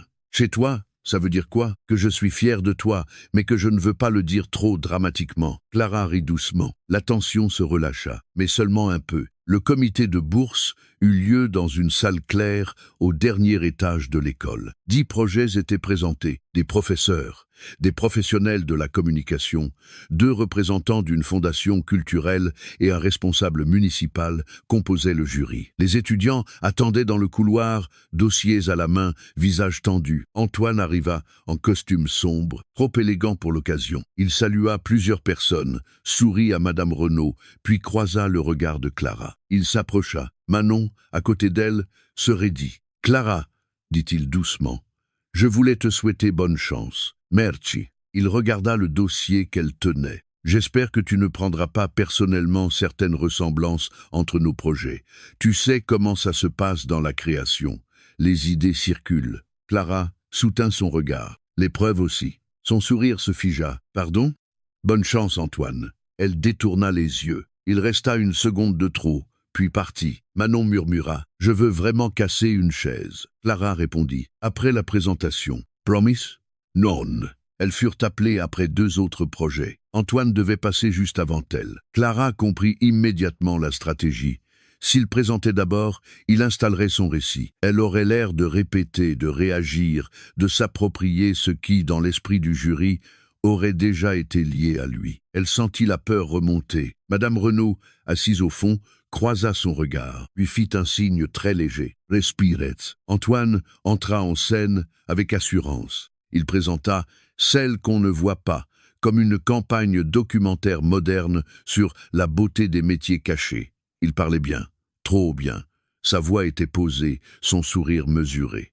Il utilisait des mots qui rendaient le sujet élégant, presque luxueux. Mais plus il parlait, plus Clara remarquait ce qui manquait. Les femmes, leur fatigue, leur voix, leur colère, leur nom. Antoine parlait d'invisibilité comme d'une esthétique. Clara, elle, voulait parler d'injustice. Il montra des diapositives sobres, avec des images génériques trouvées dans des banques visuelles. Puis, il cita une phrase, « Mettre en lumière celles qui construisent l'image des autres sans jamais entrer dans le cadre. » Manon, à côté de Clara, devint livide. Cette phrase était d'elle. Elle l'avait écrite sur une note de travail après leur entretien avec Samira. Clara sentit la colère lui brûler la gorge. Antoine termina sous des applaudissements polis. Le jury posa quelques questions. « Combien de portraits avez-vous déjà réalisés ?» Antoine répondit « Nous sommes encore en phase préparatoire, mais la stratégie est très avancée. » Nous, il n'y avait pas de nous. Seulement lui, debout sur les mots des autres. Puis, ce fut le tour de Clara. Elle se leva. Ses jambes tremblaient. Manon lui murmura « Tu n'as pas besoin qu'on te sauve. » Clara tourna la tête. Manon ajouta « Tu as tout dans ton dossier. » Clara hocha la tête. Elle entra dans la salle. L'écran afficha la première diapositive. Femme, invisible portrait documentaire des travailleuses de l'ombre dans les métiers créatifs. Nom, Clara Morel. Direction photographie, Manon Lefebvre. Cette simple ligne fit monter une émotion dans la poitrine de Clara. Son nom, le nom de Manon, visible. Elle commença. Ce projet est né d'une question simple. Combien de femmes rendent possible la beauté d'une image sans que leur propre nom soit jamais prononcé? Sa voix trembla légèrement au début, puis elle trouva son rythme. Elle parla de Samira, pas d'un concept abstrait, d'une femme, de ses mains, de ses 20 années d'expérience, de cette robe, sauvée la veille d'un défilé et portée par quelqu'un qui ne saurait jamais son nom. Manon fit défiler les photos. La salle changea. Le jury ne regardait plus seulement un projet. Il regardait des visages, des preuves vivantes. Clara continua. « Je ne veux pas rendre l'invisible esthétique. Je veux montrer ce que l'invisibilité coûte, à la reconnaissance, à la confiance, à la mémoire professionnelle. » Puis elle prit une inspiration. « Avant de poursuivre, je dois clarifier un point important concernant l'origine du projet. » Antoine, assis au fond, se redressa. Le président du jury fronça les sourcils. Clara changea de diapositive. Une chronologie apparut. Date de création du premier document. Mail envoyé à elle-même. Mail envoyé à Madame Renaud. Mail envoyé à Manon. Autorisation d'entretien de Samira. Photos datées. Version de travail contenant la phrase de Manon. Puis, à côté, capture du document d'Antoine, créé plusieurs semaines plus tard. Même structure, même angle, même phrase. Clara ne regarda pas Antoine. Elle regarda le jury. « Je ne suis pas ici pour accuser sans preuve ni transformer cette présentation en règlement de compte. Je suis ici pour défendre le travail que nous avons construit et surtout pour rester cohérente avec le sujet même de ce projet. On ne peut pas prétendre parler des femmes invisibles tout en acceptant qu'une idée portée par 2 femmes soit reformulée, déplacée et présentée comme l'intuition d'un homme mieux placé. » Le silence fut total. Manon resta immobile près de l'ordinateur. Ses yeux brillaient. Antoine se leva. « C'est ridicule. Les thèmes se ressemblent, c'est tout. » Madame Renaud intervint depuis le fond. Les documents présentés par Clara Morel ont été reçus par moi plusieurs semaines avant la création du dossier d'Antoine Delmas. Un membre du jury demanda « Monsieur Delmas, avez-vous réalisé des entretiens ou produit des éléments originaux liés à votre projet ?» Antoine pâlit légèrement. « Pas encore. Comme je l'ai dit, je suis en phase stratégique. » Clara répondit calmement. « Nous avons déjà 4 portraits, 3 entretiens retranscrits, une note d'intention complète et des autorisations signées. Le projet n'est pas seulement une idée, il existe. » Le mot fut important. Exister. Dans sa première vie, Antoine avait dit qu'une intuition n'était pas un projet. Cette fois, Clara venait de prouver que son intuition avait un corps, des dates, des visages, des témoins. Le président du jury demanda une suspension de 5 minutes. Antoine sortit aussitôt dans le couloir. Clara resta dans la salle. Elle avait les mains froides. Manon s'approcha. « Regarde-moi. » Clara obéit. « Tu l'as fait. »« Je tremble. Ça ne change rien. » Clara eut un rire nerveux. « Tu dis toujours ça quand je tremble. Parce que tu trembles souvent quand tu fais des choses courageuses. » Clara la regarde. « Merci. » Manon baissa légèrement la voix. « Je suis fier de toi. » Cette fois, Clara ne détourna pas les yeux. Le jury revint. La présidente de la fondation prit la parole. « Nous allons transmettre la question de similarité documentaire à l'administration. Pour ce comité, nous évaluons le projet sur sa maturité, son originalité établie et sa capacité d'exécution. Mademoiselle Morel, Mademoiselle Lefebvre, veuillez poursuivre.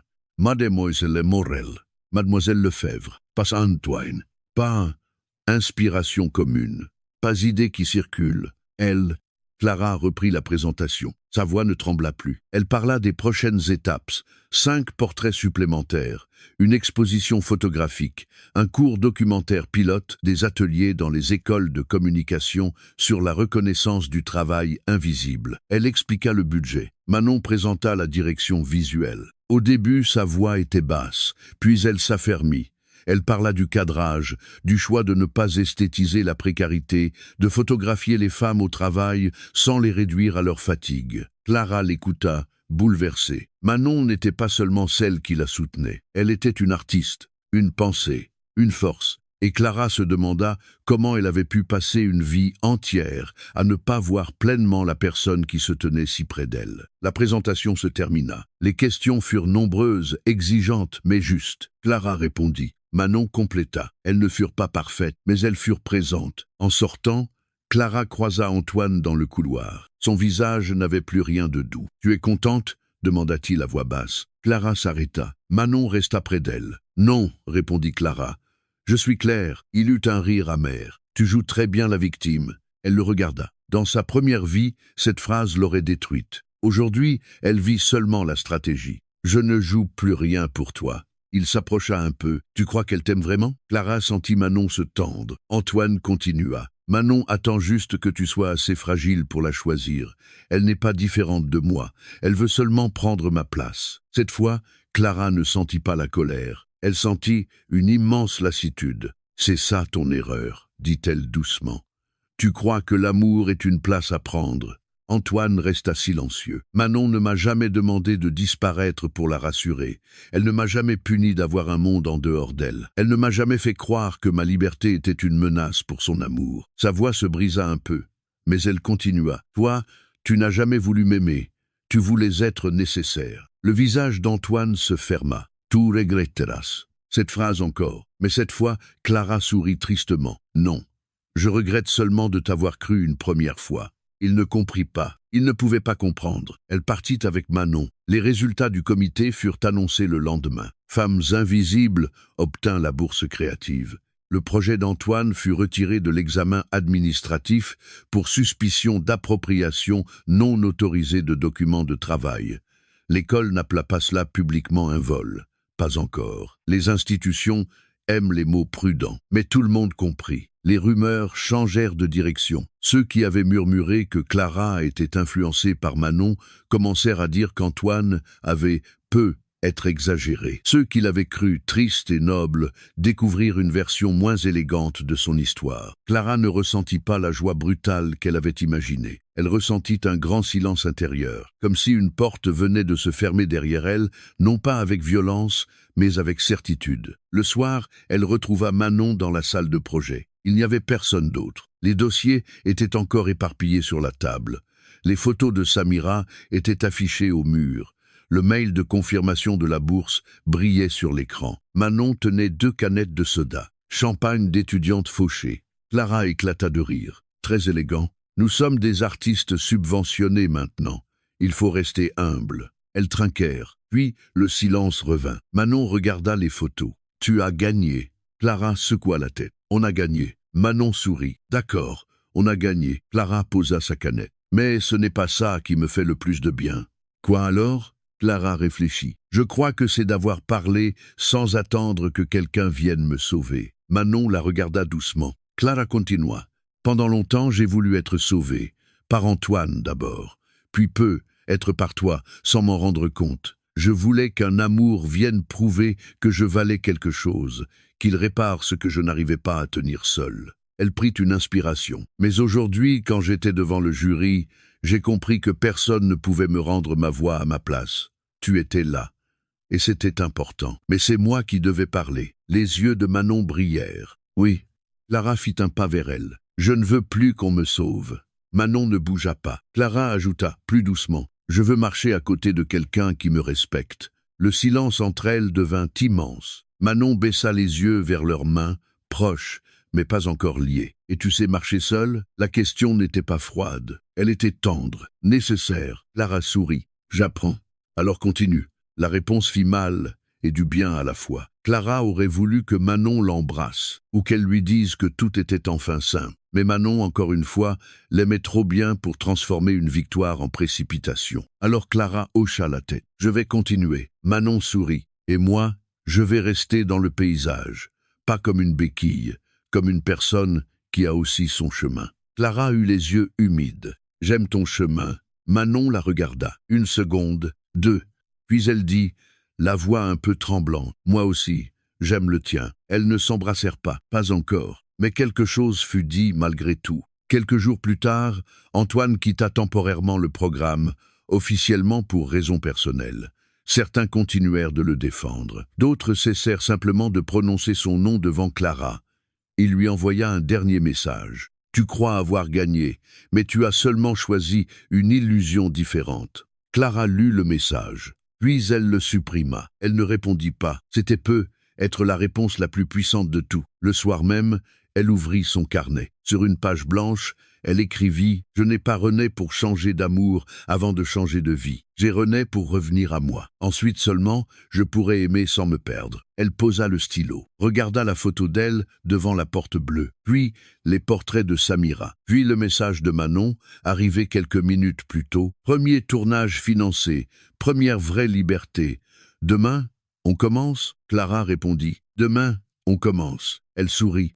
Dans sa première vie, Antoine avait volé son projet, brouillé sa voix, déformé l'amour jusqu'à en faire une cage. Dans celle-ci, Clara avait récupéré quelque chose de plus précieux qu'une bourse, plus précieux qu'une victoire, plus précieux même que la possibilité d'être aimée par Manon. Elle avait récupéré la certitude qu'elle pouvait se tenir debout sans demander à personne de la définir. Et c'était seulement à partir de là qu'un amour véritable pourrait, un jour, entrer dans sa vie, non pour la sauver, non pour la posséder, mais pour marcher près d'elle, à la même hauteur, dans une lumière qu'aucun homme comme Antoine ne pourrait plus jamais éteindre. Choisir l'amour sans se perdre. Le premier matin du tournage financé, Clara Morel arriva avec 20 minutes d'avance. Elle portait un manteau beige, un sac trop lourd, 2 carnets, une chemise pleine d'autorisations signées et cette nervosité particulière qui ne venait plus de la peur d'échouer, mais de la conscience que quelque chose comptait vraiment. La ville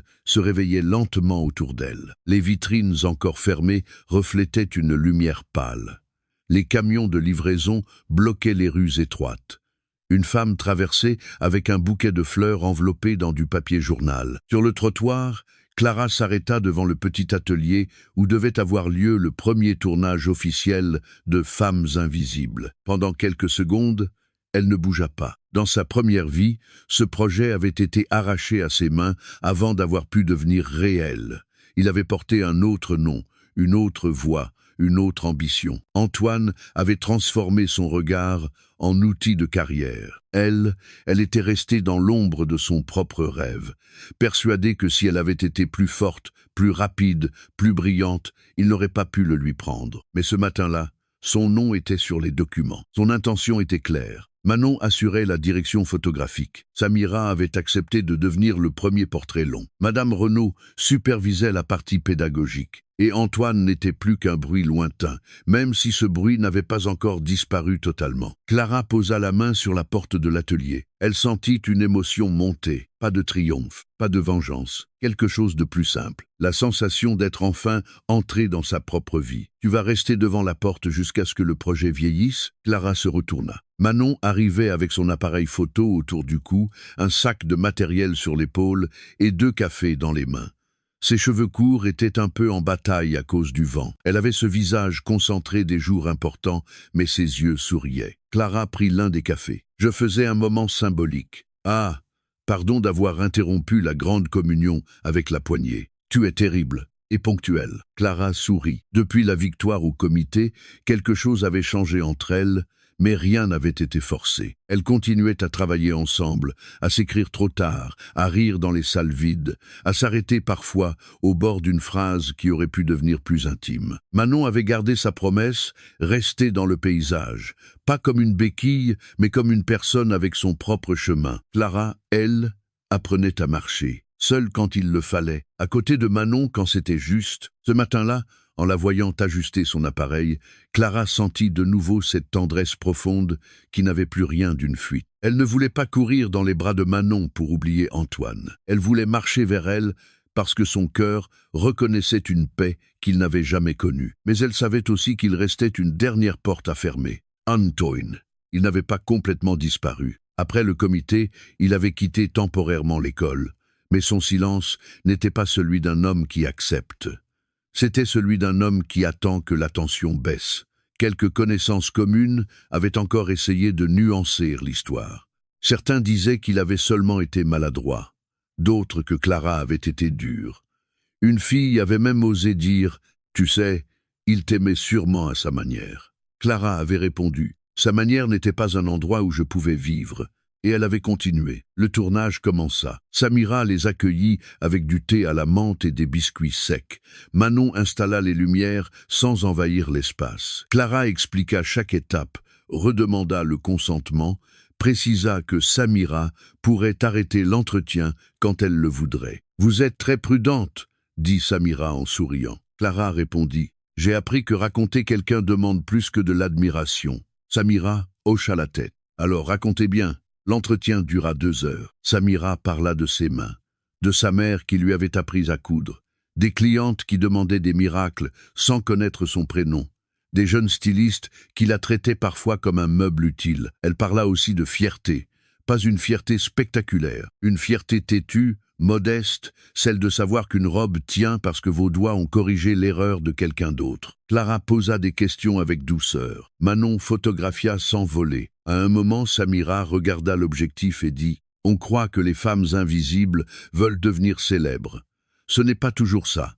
Parfois, on veut juste que personne ne puisse prendre notre travail et faire semblant qu'il est né tout seul. » Clara sentit sa gorge se serrer. Manon baissa légèrement son appareil. Les yeux des 2 jeunes femmes se croisèrent. Cette phrase, elle la comprenait trop bien. À la fin du tournage, Samira prit les mains de Clara. « Vous avez déjà vécu ça, non ?» Clara ne répondit pas tout de suite. Puis elle dit « Oui ». Samira hocha la tête. « Alors ne filmez pas seulement ma colère. Filmez aussi ce que j'ai gardé malgré elle. » Clara sentit les larmes monter. « Quoi ?» Mon savoir-faire, ma joie quand un tissu tombe parfaitement, ma façon de rire avec les apprentis. Si vous ne montrez que la blessure, vous laissez encore ceux qui nous blessent prendre toute la place. » Cette phrase resta avec Clara toute la journée. Elle comprit qu'elle ne voulait plus raconter sa propre vie comme l'histoire d'Antoine, même pour le condamner, même pour s'en libérer. Si toute sa reconstruction tournait encore autour de ce qu'il avait fait, alors il restait au centre. Or, Clara ne voulait plus d'un centre qui portait son nom. Le soir, après le tournage, elle et Manon rentrèrent à pied jusqu'à la gare. Le ciel était rose au-dessus des briques rouges. Le froid piquait les doigts. Manon portait le trépied, Clara le sac de micro. « Samira avait raison », dit Clara. « Sur quoi ?»« Sur le fait de ne pas laisser la blessure prendre toute la place. » Manon ralentit. « Tu parles du film ou de toi ?»« Les deux. » Manon sourit doucement. « Bonne réponse. Chez toi, ça veut dire excellent ? Ça dépend. Tu cherches encore une validation ?» Clara fit semblant de réfléchir. « Un peu. Alors je retire. » Cruel. Elles rirent, puis le téléphone de Clara vibra. Elle le sortit, un numéro inconnu, mais elle savait. Son corps le reconnut avant son esprit. Le message disait « Je voudrais te voir une dernière fois. Après, je partirai vraiment. Je ne veux pas finir comme ça. Pas de signature. Inutile. » Manon lut le changement sur son visage. « Antoine. » Clara hocha la tête. Manon ne demanda pas à lire. « Qu'est-ce que tu veux faire ?» Avant, Clara aurait demandé « Qu'est-ce que tu penses que je dois faire ?» Cette fois, elle ferma les yeux et chercha sa propre réponse. Elle ne voulait pas revoir Antoine pour obtenir des excuses. Elle ne voulait pas le convaincre qu'il l'avait blessée. Elle ne voulait pas gagner une dernière scène. Mais une partie d'elle voulait regarder l'homme de sa première vie et lui dire face à face que son pouvoir était terminé. Pas pour lui, pour elle. « Je vais le voir, » dit Clara. Manon resta silencieuse. Puis elle demanda « Seule ?» Clara prit le temps de répondre. « Oui. » La mâchoire de Manon se serra à peine, mais elle hocha la tête. « D'accord. » Clara la regarde. « Tu n'es pas inquiète ?»« Si. »« Tu ne vas pas essayer de m'en empêcher ?»« Non. »« Pourquoi ?» Manon remit la sangle de son appareil sur son épaule. « Parce que si je veux être différente de lui, je dois respecter ta décision même quand elle me fait peur. » Clara sentit son cœur se serrer. Voilà.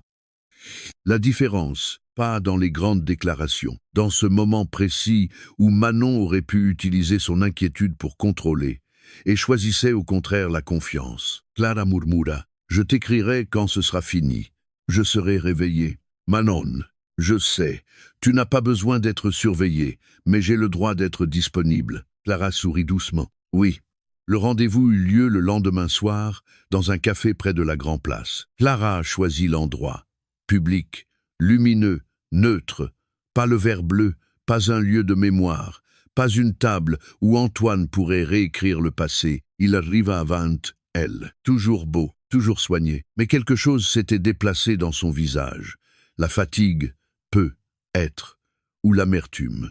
Il ne portait plus le masque parfait de l'homme blessé avec dignité. Il semblait plus jeune, presque moins impressionnant. Clara s'assit en face de lui. « Bonsoir. »« Bonsoir. » Un silence étrange passa. Antoine la regarda comme s'il cherchait une fissure. « Tu as changé. » Clara posa son manteau sur le dossier de la chaise. « Oui. » À cause d'elle, Clara sourit sans joie. « Tu voulais une dernière conversation.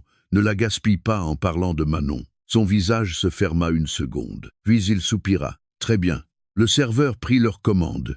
2 cafés. Rien d'autre. Antoine croisa les mains. « Je pars à Paris la semaine prochaine. Un ami m'a proposé de travailler sur un projet là-bas. Avec ce qui s'est passé ici, c'est mieux. » Clara ne répondit pas. « Tu n'as rien à dire ?»« Non. » Il eut un petit rire amer. « Avant, tu aurais demandé si j'allais bien. Avant, je croyais que ton état devait toujours devenir ma responsabilité. » Il accusa le coup. « Tu parles comme si j'étais un monstre. »« Non. »« Vraiment ? Je parle comme si tu étais quelqu'un qui m'a fait du mal et qui refuse encore d'appeler ça par son nom. » Antoine détourna le regard vers la fenêtre. Pendant quelques secondes, il sembla réellement lutter avec lui-même. Puis il dit « Je t'aimais ». Clara sentit la phrase tomber entre eux. Dans sa première vie, ces mots avaient eu le pouvoir de la ramener de très loin. Même après les disputes, même après les humiliations subtiles, même après les projets volés, il suffisait qu'Antoine dise « Je t'aime » avec cette voix-là pour qu'elle doute de tout le reste. Aujourd'hui, elle les entendit autrement. « Peut être », répondit-elle. Il releva les yeux. « Peut être ?» Oui, peut être que tu appelais ça de l'amour.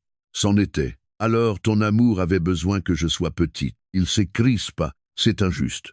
Non, c'est précis. Clara inspira. Tu aimais quand je t'admirais. Tu aimais quand je doutais assez de moi pour te laisser m'orienter. Tu aimais quand ma vie pouvait entrer dans la tienne sans trop dépasser. Mais chaque fois que j'avais une voix, une limite, une personne importante en dehors de toi, tu le vivais comme une menace. Antoine serra sa tasse. « Tu crois vraiment que Manon ne veut rien de toi ?» Clara le regarda calmement. Manon veut peu être quelque chose, mais elle ne me le prend pas. Il ne répondit pas. La phrase avait touché juste. Clara continua. C'est ça que tu n'as jamais compris. Aimer quelqu'un ne donne pas le droit de l'occuper entièrement. Antoine eut un sourire faible. Tu es venu me donner une leçon? Non. Je suis venu me dire au revoir devant toi. Il fronça les sourcils. Elle poursuivit. Pendant longtemps j'ai pensé que j'avais besoin que tu reconnaisses ce que tu avais fait pour que je puisse tourner la page. Mais je n'en ai plus besoin. Tu peux continuer à penser que tu étais maladroit, blessé, incompris. Tu peux raconter l'histoire comme tu veux. Moi je sais ce que j'ai vécu. Et c'est assez. Le silence foot long. Pour la première fois, Antoine sembla ne pas trouver la phrase capable de reprendre le contrôle. Il dit enfin « Et si je changeais ?» Clara le regarda. Dans une autre vie, cette question aurait suffi à rouvrir la cage. Et s'il changeait? Et si elle partait trop tôt? Et si elle abandonnait quelqu'un qui pouvait devenir meilleur grâce à elle? Mais elle savait maintenant qu'une femme ne doit pas offrir sa vie comme salle d'attente à la transformation d'un homme. « Alors ce sera bien pour toi, » répondit-elle doucement. « Mais ce ne sera pas avec moi. » Antoine baissa les yeux. Peut-être qu'il souffrait vraiment. Clara l'accepta. Elle pouvait reconnaître sa souffrance sans retourner dans son histoire. Elle se leva. « Au revoir, Antoine. » Il ne répondit pas tout de suite. Puis, d'une voix plus basse, « Tu l'aimes ?» Clara pensa à Manon, à ses cafés, à ses silences, à son appareil photo, à sa façon de dire d'accord quand Clara demandait de l'espace, à sa manière d'être disponible sans devenir nécessaire. « Je crois que oui, dit-elle, mais surtout, je crois que je suis enfin capable de l'aimer sans lui demander de me sauver. » Antoine ferma les yeux. Clara partit. Dehors, l'air était froid. Elle marcha quelques rues avant d'envoyer un message. « C'est fini. » Manon répondit presque immédiatement. « Tu veux que je vienne ou tu veux marcher seule ?» Clara sourit. Cette question était être la plus belle preuve d'amour qu'elle ait jamais reçue. Elle répondit « Marche avec moi. » 10 minutes plus tard, Manon la rejoignit près de la fontaine, un bonnet enfoncé sur la tête et l'air d'avoir couru trop vite. Clara la regarda arriver. Son cœur ne cria pas.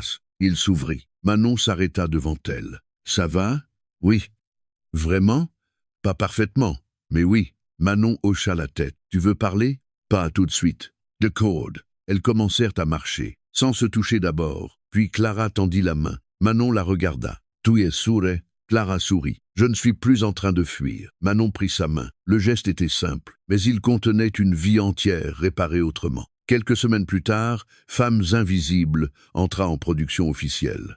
La bourse permit de financer les déplacements, le matériel, le montage, une petite équipe. Clara apprit à diriger sans s'excuser. Manon apprit à recevoir de la reconnaissance sans croire qu'elle devait aussitôt s'effacer. Elles se disputèrent parfois sur des cadrages, des textes, des budgets. Elles rirent beaucoup, elles travaillèrent trop, puis elles apprirent à s'arrêter. Leur relation, elle, avança lentement. Un premier dîner qui n'était pas vraiment un rendez-vous, puis un deuxième qui l'était clairement. Un soir, après une journée de tournage dans un théâtre municipal, elles restèrent seules sur la scène vide. Les sièges rouges disparaissaient dans l'ombre. Une seule lampe éclairait le plateau. Clara relisait des notes. Manon rangeait son appareil. « Tu sais, dit Clara, je crois que je t'ai aimé avant de savoir comment aimer correctement. » Manon leva les yeux. Phrase dangereuse. « Je sais. » Clara posa son carnet. Dans l'autre histoire, celle que j'appelle encore mon cauchemar, parce que c'est plus facile, je crois que je t'aimais déjà à la fin. Mais c'était un amour plein de regrets, de dépendance, de peur. Ce n'était pas juste pour toi. Manon ne bougea pas. Clara s'approcha. Maintenant, quand je pense à toi, je ne pense pas à ce que tu peux réparer. Je pense à ce que je veux construire avec toi. Et si tu me dis non, ça me fera mal, mais je ne m'effondrerai pas. Je resterai moi. Les yeux de Manon brillèrent. Tu sais que dire ça rend très difficile de dire non. Clara eut un rire tremblant. Ce n'était pas une stratégie. J'espère. Manon.